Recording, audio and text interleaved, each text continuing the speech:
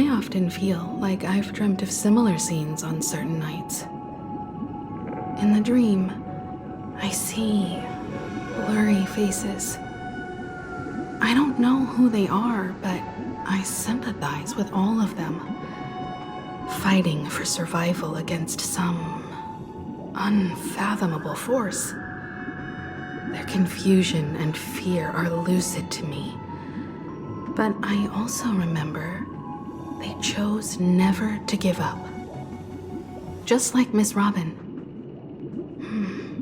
If Mr. Sunday's question leaves you puzzled, you should find the answer from your own experiences.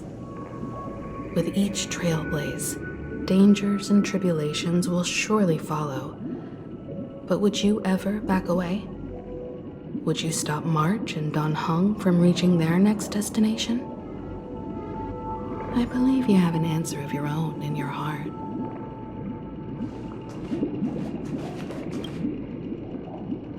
Miss Robin's courage is admirable. And here I was thinking she was just another superstar celebrity. But the fact that she's also Mr. Sunday's younger sister? No, I doubt he'd wish harm on his own flesh and blood, no matter how grand the ambition.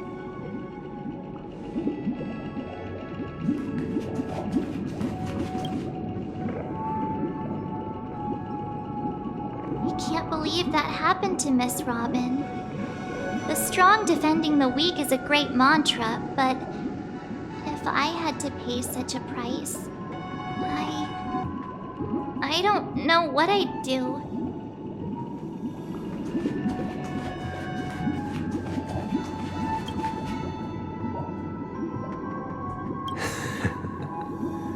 I see.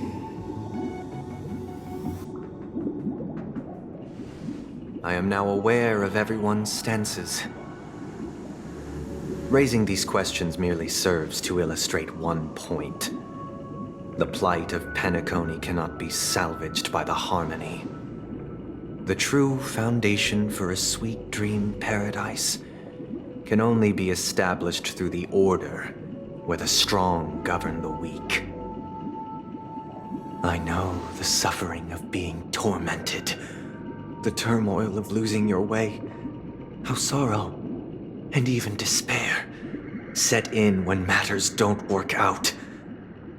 All of this causes me unending pain, because this is not what happiness is at all.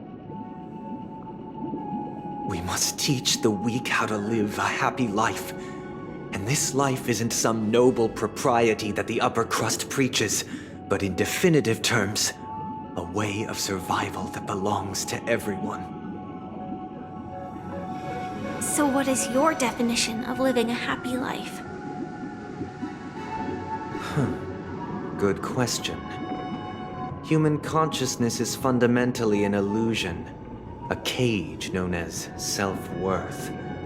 People lured in by this illusion make mistakes, yet still ask that external influences bear the burden.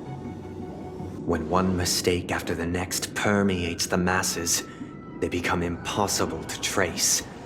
Thus, the amassing of these individual cages culminate to form a prison, a place dictated only by the rule of survival of the fittest.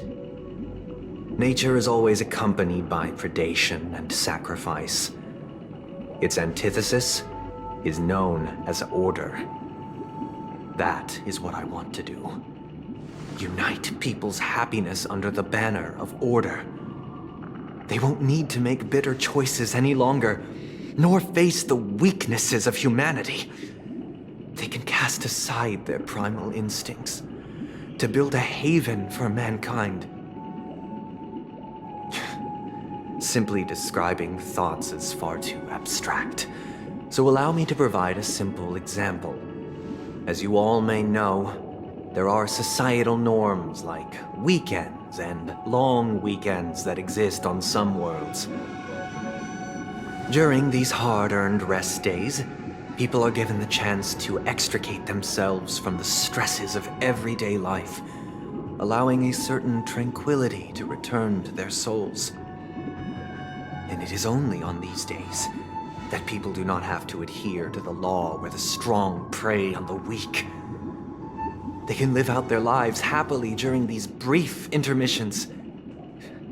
It's just a pity that 2 or 3 days are still too fleeting compared to the span of a lifetime.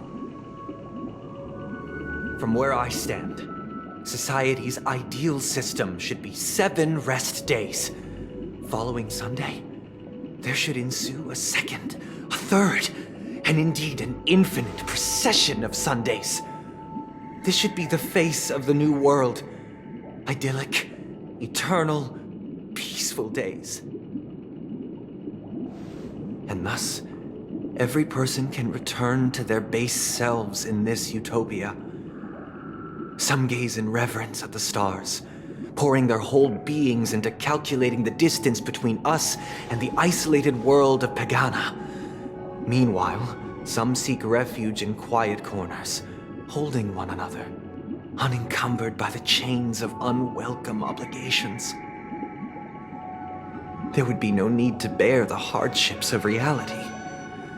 Only in this way can humanity face the inevitable end with the purest of spirit, living a life of dignity. This is what it is to live in bliss. Miss Firefly, you who are stricken with entropy loss syndrome, you of all would surely understand this.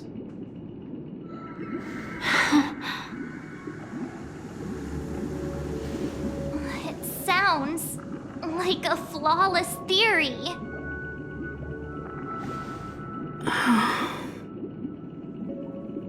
But what is the price to attain all this?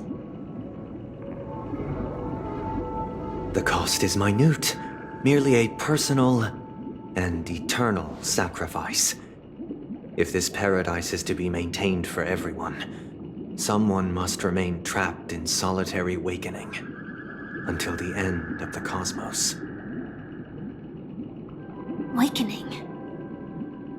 Which means that this so-called paradise is still a dream. Stepping into this paradise means forsaking reality, correct? It is not forsaking, but transcending. Flesh, blood, sorrow, weakness. If the physical is the root of spiritual suffering, it is only logical that we defeat it. But in this supposed bliss, people won't have defeated their demons.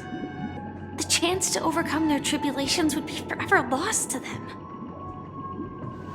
In other words, it is an escape. That's another way of understanding it. But there is no shame in escape. On the contrary, the seeds of escape exist in everyone's hearts. Don't you agree, Miss Firefly? And as to why we sleep, it is because we are afraid to awaken from our dreams. But this is not in conflict with the grand plan. Only in acknowledging this can we truly understand the frailty of human nature, and from there, show compassion and protection. I admit that you are a born leader. Your perspective on humanity brims with pessimism. Yet you express compassion for all, even when your heart pities them. But unlike you, I live for the self. From my perspective, individuals making choices for themselves is their birthright. The want to escape may be innate in the weak. But whether they are weak or not, it is not up to another to decide. Perhaps in your mind, you also view me as weak?